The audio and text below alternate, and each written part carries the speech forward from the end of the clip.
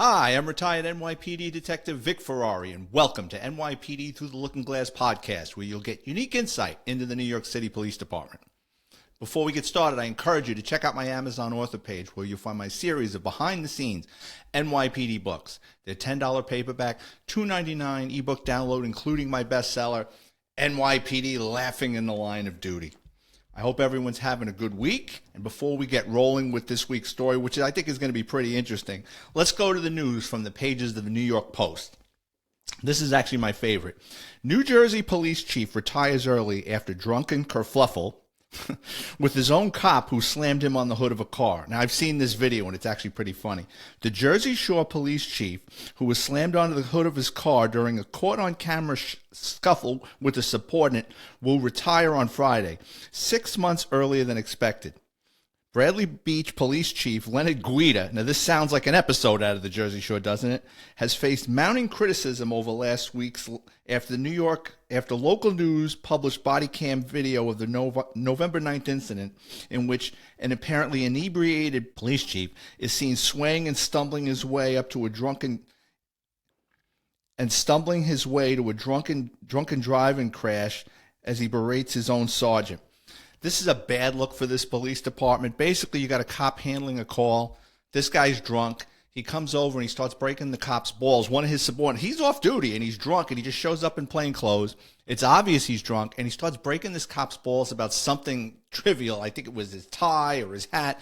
And the sergeant keeps telling him, boss, just stay over there. You're drunk. And he keeps pushing his way into this active investigation. Finally, the cop had enough and slammed him on the hood of the car, and I think they put handcuffs on him.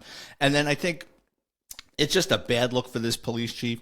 And as many as problems as the NYPD has, I've kind of seen like the darkest side of smaller police departments. So you got to remember, after I did my 20 with the NYPD, I moved down to Florida.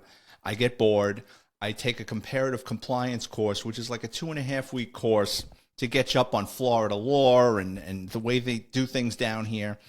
And it's different. So down here in Florida, the police departments are really small, so they don't have their own applicant investigation unit. So you have to go to like a private vendor who does your fingerprints, polygraph, background investigation. After you get cleared for that, it's on you to get a job. And it's not like the civil service in New York where you have to take a test. Down here in Florida, basically what you have to do is interview with these different police departments, hoping that they're going to take a chance on you. So I went to several police departments, and the one that really kind of I found odd was I go to this police department, I'm not going to say, and the person that's interviewing me says, all right, great, we like you and everything. We'd like you to meet some of our people. I'm going to schedule to do a ride along, and I want, we have an NYPD guy that works here. She says, I'd like you to meet him and go out to lunch with him and the guys to see if you would get along. I says, wow, this is a really good idea, because there was another police department that wanted to run me through all the tests without letting me do a ride along, which to me was a red flag, because why don't you want me to see how your department operates? They were just, you can worry about that later. I was like, thanks, but no thanks. So anyway, she introduces me to this detective. I didn't recognize the name. And the next thing you know, we look at each other and I'm like, oh my God, I know this guy, and he's the biggest bullshit artist I've ever met in my life, and he's got them snowed. And he sees me, and he's like, oh, man, this guy knows my act. I hope he doesn't run his mouth about me.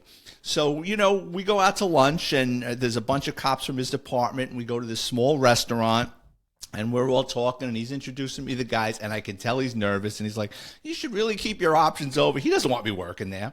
And I didn't want to work there. And what I took of it from that small department was the cops were entirely too close with local businesses. Like, I think the bunch of us sat down and ate at this diner, a small restaurant, and I think it was like 10 of us.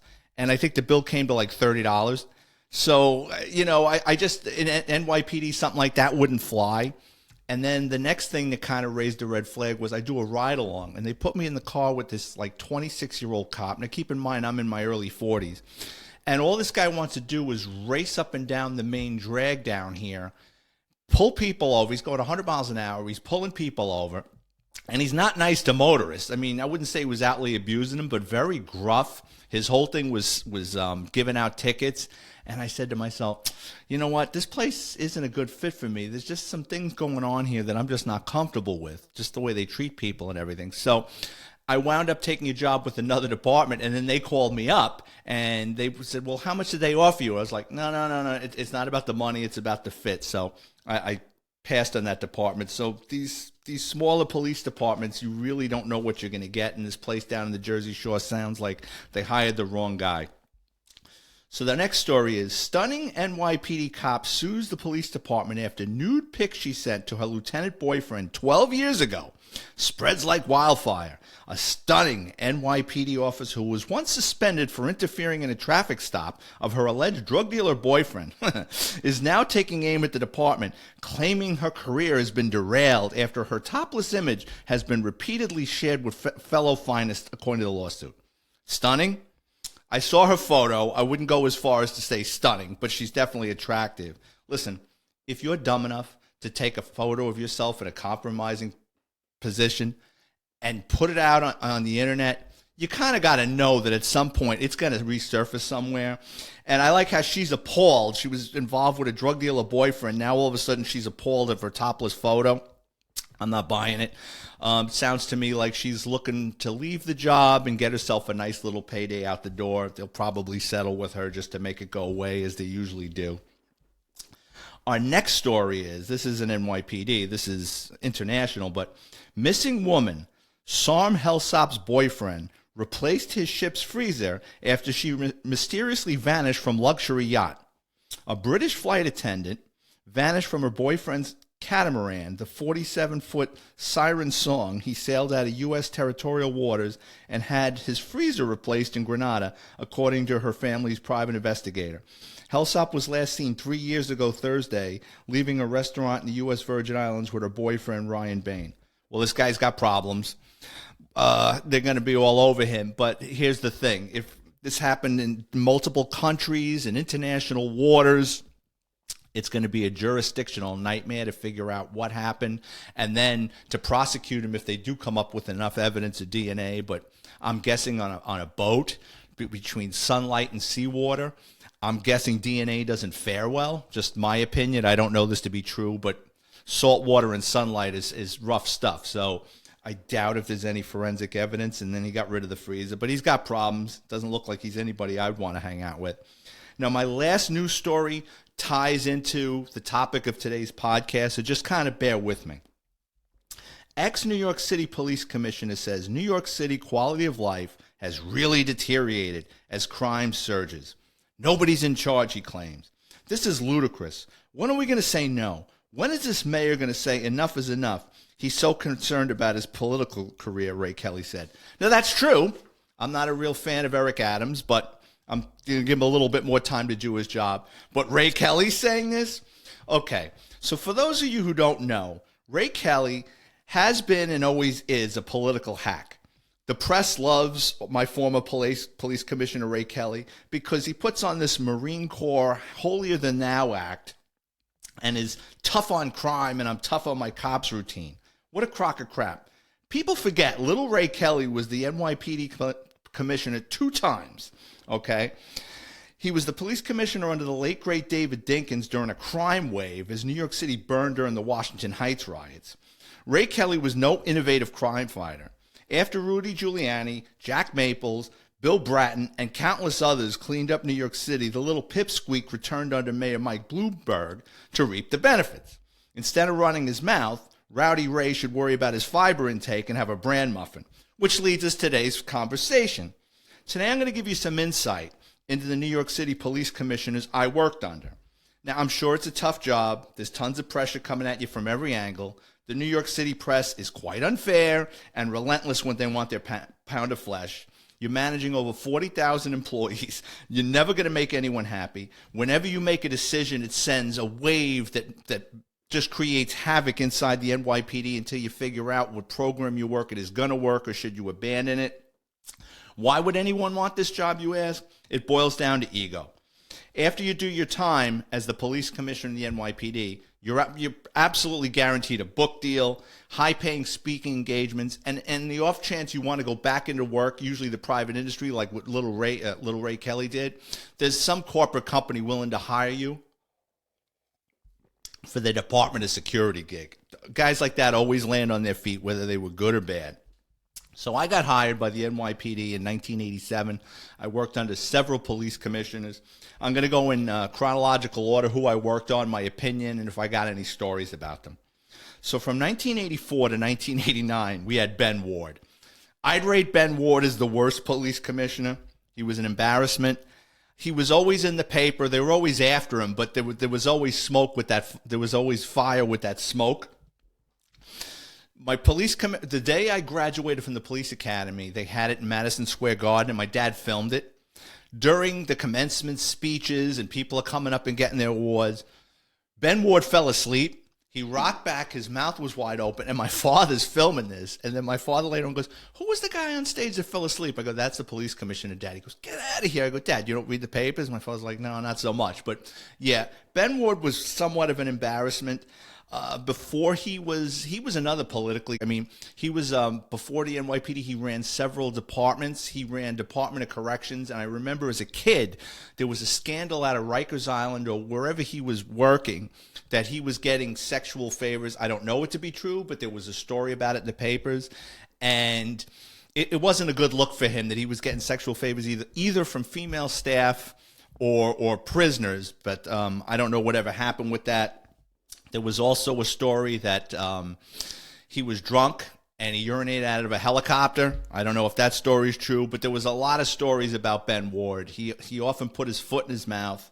He was not well liked, I can say this, over the rank and file members of the department. So he was the police commissioner from 84 to 89, so I got like about 2 years of him.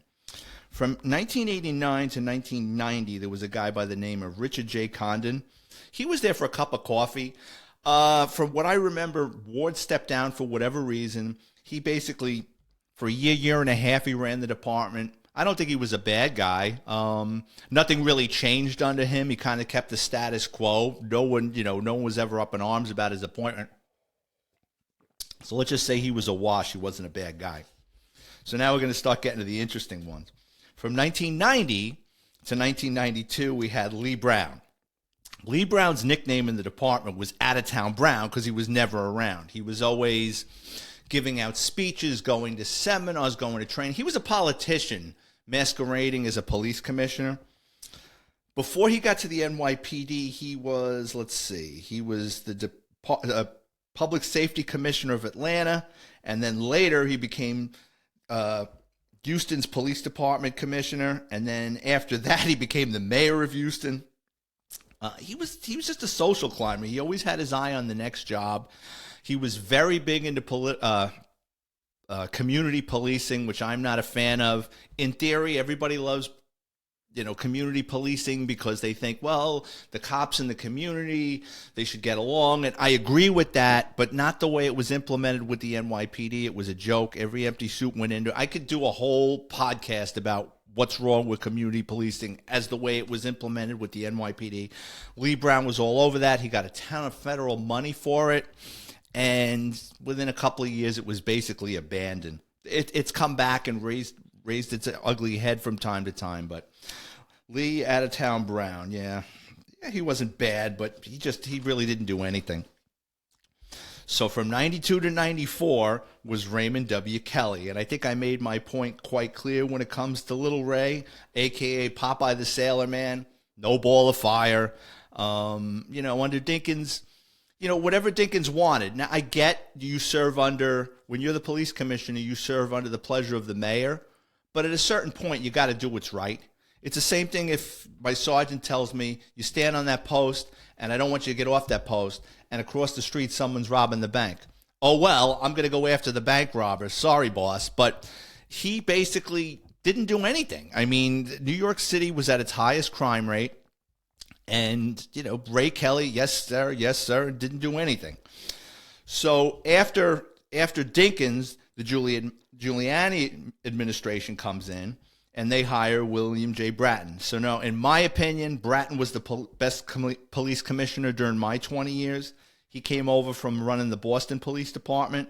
And when he first got there, he was the transit. So originally when I got hired, City Housing and Transit were 3 separate police departments. And he was running the transit department. And he was great because he started locking up fare beaters. Where in New York, you jump the turnstile, you get a ticket. He said, no, enough of this. We're going to run them through the system. We're going to fingerprint them. We're going to make it a criminal case. The DAs were on board, and guess what? People stopped jumping the turnstile, and when you start stopping people that are jumping the turnstile, you find what? Drugs, you find guns, you start fingerprinting them. Oh, look at this. This guy's wanted for a warrant for murder. This guy's wanted for a burglary. This guy's wanted for a rape. So it takes a lot of bad people off the playing field. It's the same as trespassing, like the housing projects or buildings in narcotics areas where the landlords will sign an affidavit that anyone inside the building that doesn't have reason to be there, an example, yeah, I'm here to pick up my girl. What's your girl's name? I don't know. What apartment is she in? I don't know. You know what? You're going for trespass because the owner of the building has a policy working with the police that anybody inside that building loitering more than likely is there to buy or sell drugs. So they're going through the system and then they get fingerprinted. So I think Bratton was really good. He was great with the press. In a lot of ways, he was a more polished Grady Judd of Polk County, Florida. He shot from the hip. He told it like it was. The cops loved him because, like Giuliani, he let us do our jobs. He backed us, and under Bratton and Giuliani, crime went down. Now, I read a book about this, and according to the book, there was a fallout between Giuliani and Bratton, and that Giuliani didn't like the fact that Bratton was out there front and center, and Rudy wanted credit for it. It's almost like a band that makes really good music and they can't get along. It's like, Jesus, guys, you're doing God's work. Why can't you get along? But I think it boiled down to ego and personalities. And then Bratton left. He turned up later on in LAPD. He was LAPD police commissioner. He's bounced around to a couple places. I thought he was a great police commissioner. Most NYPD guys that worked under his tenure will tell you the same thing. And then he left. From 96 to 2000, we had Howard Safer. Now, I like Safer. He was a Fed. He came from the federal government. But in my opinion, he was a fair and decent man. He ran the U.S. Marshal Service. And I actually got promoted to detective under him. So this is a funny story. So I'm in the auto crime division. I get my time in. They tell me you're getting promoted. I've gone into what the promotion ceremony is like. But the funny thing is you're sitting in an audience with, and the NYPD promotes in bulk. So during promotions, they're usually later in the week on a Thursday or Friday. They have it down at One Police Plaza in this big auditorium. But I got promoted with like probably 70 or 80, maybe 100 other cops being promoted to detective. You got school crossing guards getting promoted, police administrative aides getting promoted, sergeants getting promoted to lieutenant, cops getting. So you're in this huge auditorium with every member of the department that's going up there. So They call you in alphabetical order by rank, and you wait online going up the stage. And at this on the stage, sometimes the mayor is there, but my time it was Safer and Chief Louis Anemone, who they used to call Screwy Louie. He doesn't like that, but that's what they used to call him. So what happens is, as they call your name, you walk up to the stage, and there's a little piece of tape. You're supposed to stop, salute the police commissioner, take a step forward, shake his hand, turn, face the camera, and walk off stage. I am uncoordinated, and I get nervous, and for the longest time I couldn't dance, so I don't know the steps. I'm a nervous wreck, and as they're calling the names, I go up there. I walk up to Safer, I shake his hand, and everybody starts laughing. I go, oh, crap. I take a step back, I salute him. It looked like a comedy routine. Someone probably has that on videotape somewhere, but he was a good sport about it. I remember Anemone cracking up. I stepped off stage. But again, Safer, I thought, was a fair and decent man. He kept the department running just fine. Unfortunately, he passed away last year, so condolences to his family. I like Safer. So now we're going to get a little controversial. From 2000 to 2001, Bernard Carrick was our police commissioner. Now, Bernie gets mixed reviews, but overall, I didn't think Bernard Carrick was a bad guy, and he definitely was a law and order guy. The problem with Bernard Carrick was the guys that were around him were drunk with power and would bully other NYPD members. So to give you an example of what I'm talking about, I just broke up with my dermatologist. I like my dermatologist, but I couldn't stand his staff or his office. They were nasty on the phone. He'd give me a prescription. It would never get filled. I would call up to find out what's going on. They'd hang up on you. So it's not always the guy. It's the people he puts in place around him. So, he's got a staff of lieutenants and sergeants and detectives that are guarding him. And they were drunk with power. I mean, so I worked in the 50th Precinct. I know a lot of people that work there. And Bernard Carrick lived in the 50th Precinct up in the Riverdale section of the Bronx. And his guys would basically terrorize the precinct. Like, they would come in and mess with the desk officer or cops in the precinct. And if you didn't have the right answer, you get launched. So say you're working in the 50th Precinct and you're the desk officer. And one of Carrick's lieutenants in his detail wants to complain about something. If you don't answer that phone by the second ring, what's your name? Okay. You come into work the next day and like, no, you don't work in the Riverdale section of the Bronx, even though you lived up in Rockland County. Guess what? We're transferring you to Manhattan South or Brooklyn or Queens. We're going to make you pay a toll. It's called highway therapy. So his guys were drunk with power. They were bullies. They really messed with people. That kind of caused him some problems. I remember one time in specific, one of the cops ran into the precinct with an arrest and parked an R&P, a police car, in front of the gas pumps in the back of the precinct. And one of the guys from his security detail wanted to get to the pumps, and the cop didn't move the car fast enough, and there was an issue with that. I don't know if anybody got jammed up, but I remember it was a big deal. So Bernie and his fiefdom made a lot of enemies, which I'm sure didn't help him when it came time to, he got jammed up and he got arrested and actually went to jail for tax fraud. I don't know the specifics about it, but for all his baggage, Carrick did some really good things. He definitely kept the status quo in law and order. He was definitely, go out there, lock him up, get the arrest. He kind of got addicted to that CompStat thing like everybody else, and then it boils down to a numbers game and not enforcing the law. And before he came to the NYPD, he was a cop in New Jersey. Then he was in with the NYPD for a while. He actually worked in Manhattan North Narcotics as a detective investigator. I heard he did really good case. I heard he was a good cop. There's a famous photo of him holding an M16, providing security for the arrest of one of the Weather Underground. I think it's Susan Rosenberg, coming out of like the federal courthouse when he was with the feds. He's one of these guys that he worked everywhere. He was also instrumental. He worked in Department of Corrections. I think he might have been their commissioner or a high-level person in Department of Corrections, but he was instrumental. So Rikers Island was notorious for a city jail, was worse than a lot of the upstate prisons because you had the baddest of the bad, of the worst in the 5 boroughs, and you had a lot of slashings, you had a lot of robberies inside the jail. So what Carrick figured out, and it was a brilliant move, in the old days, you slash somebody, they would just put you in solitary confinement or take away your commissary. What Carrick started doing was, you know what? If you're in jail waiting for your case to get adjudicated in court while you're sitting here a year or a year and a half, you start slashing people or you start committing crimes, robbing people or worse, or hurt somebody, we're going to pull you out. So say you're on Rikers Island. Rikers Island technically is in the Bronx, believe it or not, even though it's an island. So say you slash somebody with a razor on Rikers Island. They'll pull you out, take you up to Bronx court, and charge you with assault. So that basically calmed down Rikers Island. It drove crime within the prison down a lot. He also, he did a lot of good things, Carrick, but, unfortunately because of his fiefdom, and then he got jammed up with the feds with tax thing. I don't know if that was politically motivated or not, but Bernie, I didn't think you were that bad, although you do have a bad reputation. So from 2002 to 2013, here comes little Ray Kelly again. Talk about Irish welfare. Like, can this guy not get enough of a city gig? I did my 20 years with the NYPD, and for the most part, I love 95% of it.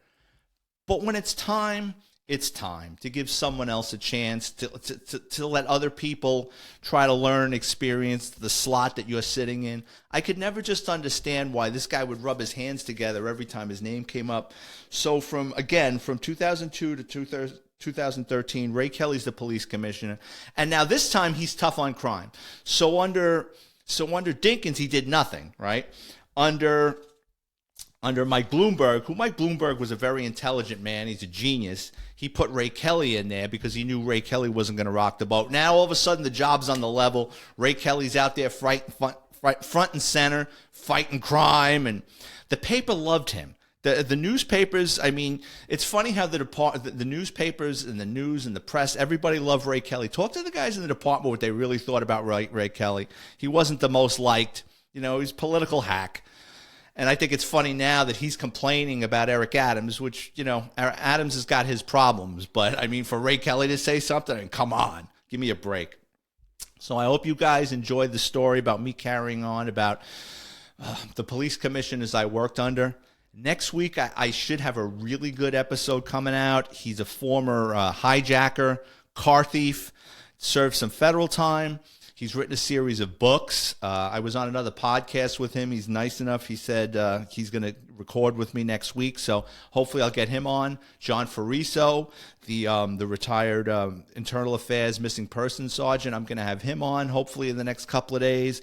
So I've got some things cooking. I just don't like to rant and rave myself on this thing, but it's like, again, it's very difficult for me to get guests because a lot of people in my world just don't want to be bothered with it. So I'm kind of on my own with this when I find guests, but I appreciate you guys hanging in with me. Speaking of hanging in, as always, I want to thank everyone for tuning in, especially my listeners. And there's a lot of people from Australia that listen to this podcast. Melbourne, Sydney, and Brisbane, Australia, Honolulu, Hawaii, Middleburg and Gainsburg, Florida, and Zirconia, North Carolina, which, as you all know, is home to the cubic zirconia. If you work in law enforcement or have an interesting criminal background and would like to be a guest on the show, please drop me a note on Twitter or Instagram at Vic Ferrari. If you enjoy the show on YouTube, please hit the subscriber button and hit the like button if you like an episode, because those subscribers, the more subscribers I get, the easier it will be for me to get monetization, which means they'll throw commercials on, and then I can get a little bit of money to pay for the upkeep of this podcast. I can go into that, how to start a podcast, even though like I'm the bare minimum. If you enjoy the content, check out my Amazon author page. Type in my name, Vic, and then my last name, Ferrari like the car, where you can preview all my books for free, including NYPD, Laughing in the Line of Duty, and NYPD, Law and Disorder. Thank you all of you for tuning in, and I'll have another episode out next week. God bless.